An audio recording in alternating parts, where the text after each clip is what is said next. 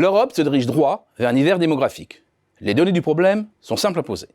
Avec un taux de fécondité nettement inférieur à 2,1 depuis des années, les pays européens n'assurent plus le renouvellement de leur génération. Et sans l'apport migratoire, leur population baisserait déjà depuis près de 10 ans. La rupture date de 2012, moment où le solde naturel devient négatif. Un nouveau palier a été franchi en 2018 avec un surcroît des décès sur les naissances à plus de 400 000. Et 2019 a renforcé la tendance.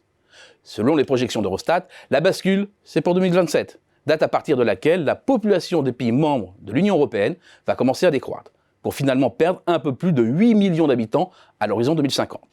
La France est prise dans le même engrenage, mais compte tenu d'un taux de fécondité plus élevé que la moyenne des autres pays européens, le retournement sera plus tardif, peu avant 2050, selon les projections d'Eurostat.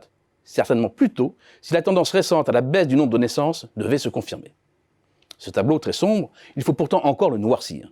Si l'attention est portée sur les 20-64 ans, c'est-à-dire la population en âge de travailler, la bascule, ce n'est pas 2027. Elle s'est déjà produite. La date, 2011. Depuis, le nombre de 20-64 ans s'est réduit de près de 5 millions de personnes en Europe. Et la tendance va aller en s'accélérant. La saignée est même impressionnante, plus de 35 millions de travailleurs prévus en moins entre 2020 et 2050. Or, on touche là à l'une des principales sources de la croissance, c'est-à-dire le volume de travail mobilisable. Moins d'actifs, c'est la certitude d'une croissance potentielle plus faible, même s'il y a des gains de productivité, même si le taux de participation au marché du travail des seniors augmente. C'est aussi à coup sûr des problèmes de financement des systèmes des retraites, de santé, avec la hausse du coût de la dépendance et l'alourdissement du déficit public. C'est aussi un marché domestique comprimé avec de moins en moins de consommateurs.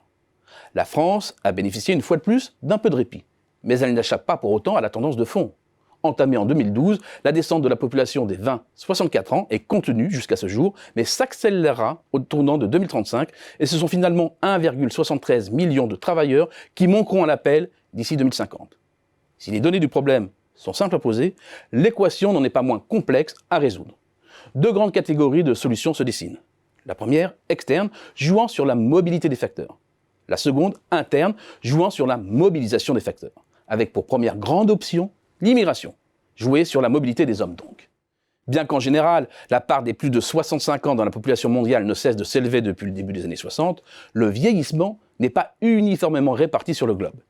Il est très prononcé au Japon, où 28% des habitants ont plus de 65 ans, en Europe, 20,5%, mais beaucoup moins en Afrique du Nord, Moyen-Orient, 5,5%, et encore moins en Afrique subsaharienne, seulement 3%.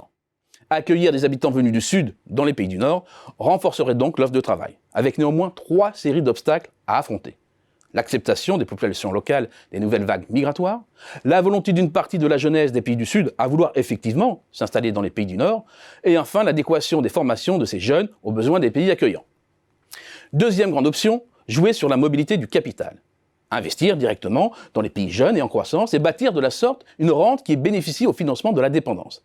Avec un bémol cependant, investir dans ces pays jeunes, c'est devenir créancier de régions à haut risque de change, d'instabilité financière, sociale et politique. S'ajuster en interne, c'est renforcer l'offre de travail pour accroître l'assiette fiscale du financement de la dépendance, en mobilisant plus intensément la population en âge de travailler. À court terme, cela passe notamment par un report de l'âge du départ à la retraite. Et sur un horizon long, et même très long, cet objectif peut faire appel à une politique familiale à des fins natalistes. Mais là encore, rien ne se décrète et obéit à des lois mécaniques. On peut augmenter la population active, encore faut-il que le taux d'emploi augmente, sur des emplois qualifiés de surcroît. La baisse de la natalité en Europe, en France, constitue une véritable bombe à retardement, qui menace croissance, compte public et cohésion sociale. Une bombe à retardement que personne ne sait déminer en dépit de la simplicité apparente des options. Faute d'en maîtriser les variables instrumentales, faute de savoir bâtir un consensus, faute aussi de savoir gérer le risque de la conflictualité de chacune des options qui s'offrent aux pays vieillissants.